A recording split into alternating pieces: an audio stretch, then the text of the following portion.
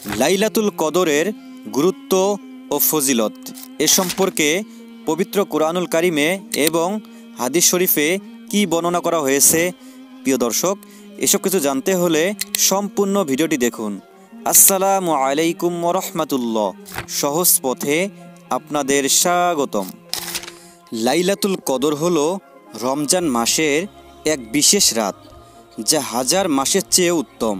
এই রাতে কুরআন অবতীর্ণ হয়েছে এবং এটি এতটাই গুরুত্বপূর্ণ যে আল্লাহ সুবহানাহু ওয়া তাআলা এ সম্পর্কে সম্পূর্ণ একটি সূরা নাজিল করেছেন, সূরা আল কদর। মহান আল্লাহ তাআলা সূরা আল কদরে বলেছেন, নিশ্চয়ই আমি কুরআন লাইলাতুল কদরে নাজিল করেছি। সূরা আল কদর আয়াত 1। এই আয়াতে আল্লাহ তাআলা স্পষ্টভাবে উল্লেখ করেছেন যে কুরআন এই রাতেই অবতীর্ণ হয়েছে। এটি ইসলামের সর্বশ্রেষ্ঠ রাতের অন্যতম কারণ। মহান আল্লাহ তাআলা আরও বলেন, তুমি কি জানো লাইলাতুল কদর কি? লাইলাতুল কদর 1000 মাসের চেয়েও শ্রেষ্ঠ। সূরা আল কদর আয়াত 2-3। 1000 মাস মানে 83 বছর 4 মাস, যা এক ব্যক্তির পুরো জীবদ্দশার সমান। অর্থাৎ যদি কেউ এই এক রাতে ইবাদত করে তাহলে সে 1000 মাস ইবাদত করার সওয়াব পাবে। মহান আল্লাহ তাআলা আরও বলেন, এ রাতে ফেরেশতারা ও রূহ জিবরাইল অবতরণ করেন তাদের রবের নির্দেশে সব ধরনের ব্যাপারে। সূরা আল কদর আয়াত 4। এই রাতে অগণিত ফেরেশতা দুনিয়ায় নেমে আসেন, যারা মুসলিমদের জন্য রহমত ও বরকত নিয়ে আসেন। বিশেষভাবে ফেরেশতাদের নেতা জিবরাইল আলাইহিস সালাম এই রাতে দুনিয়াতে আগমন করেন, যা খুবই গুরুত্বপূর্ণ বিষয়। মহান আল্লাহ তাআলা বলেন, এ রাত পূর্ণ শান্তি, যা ফজরের উদয় পর্যন্ত অব্যাহত থাকে। সূরা আল কদর আয়াত 5। এই রাতে আল্লাহ তাআলার পক্ষ থেকে রহমত ও শান্তি বর্ষিত হয়। শয়তান এ রাতে মানুষকে ধোঁকা দিতে পারে না, তাই এটি শয়তানের কুমন্ত্রণা থেকে মুক্ত একটি নিরাপদ রাত। হাদিসের আলোকে লাইলাতুল কদরের গুরুত্ব।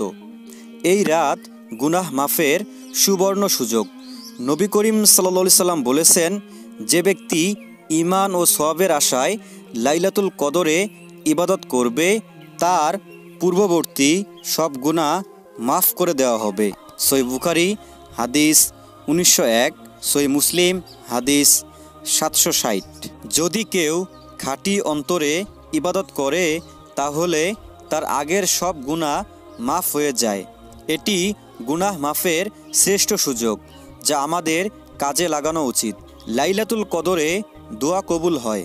হযরত আয়েশা রাদিয়াল্লাহু তাআলা আনহা নবী করিম সাল্লাল্লাহু আলাইহি সাল্লামকে জিজ্ঞাসা করলেন, হে আল্লাহর রাসূল সাল্লাল্লাহু আলাইহি সাল্লাম, যদি আমি লাইলাতুল কদর পাই তাহলে কোন দোয়া করব?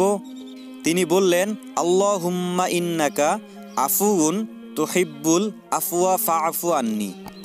অর্থ, হে আল্লাহ, তুমি ক্ষমাশীল, তুমি ক্ষমা করতে ভালোবাসো, তাই আমাকে ক্ষমা করে দাও।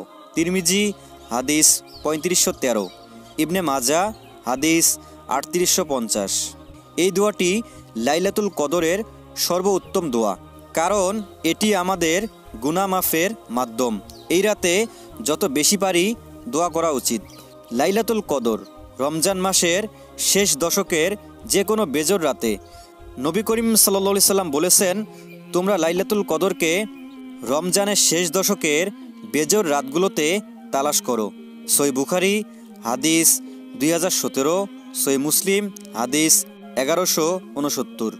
লাইলাতুল কদর 21, 23, 25, 27, 29 রমজানের যে কোনো এক রাত হতে পারে। তবে অনেক সাহাবী মনে করেন 27 রমজানই লাইলাতুল কদর। তিরমিজি হাদিস 792। সঠিক দিন জানা না থাকার কারণে শেষ দশকের সব বেজোর রাতে ইবাদত করা উচিত। লাইলাতুল কদরে করণীয় ইবাদত: নামাজ পড়া, বেশি বেশি তাহাজ্জুদ নামাজ পড়া, কোরআন তেলাওয়াত, কোরআন পড়া ও বোঝার চেষ্টা করা, দোয়া করা, বিশেষ করে আল্লাহুম্মা ইন্নাকা আফুউন তুহিব্বুল আফওয়া ফাআফু আন্নি দোয়াটি পড়া, সদাকা খয়রাত, গরিবদের সাহায্য করা ও দান করা, তাই আমাদের উচিত এই রাতের প্রতিটি মুহূর্ত ইবাদতে কাটানো। শেষ দশকের বেজোর রাতগুলোতে বেশি বেশি ইবাদত করা উচিত, যেন আমরা লাইলাতুল কদর পেতে পারি। মহান আল্লাহ তাআলা আমাদের সবাইকে লাইলাতুল কদরের রাতে ইবাদত করার মতো তৌফিক দান করুন, আমিন। আর প্রিয় বন্ধুরা, এরকম ইসলামিক নিত্য নতুন ভিডিও পেতে আমাদের এই ছোট্ট চ্যানেলটি সাবস্ক্রাইব করে সাথেই থাকবেন ইনশাআল্লাহ।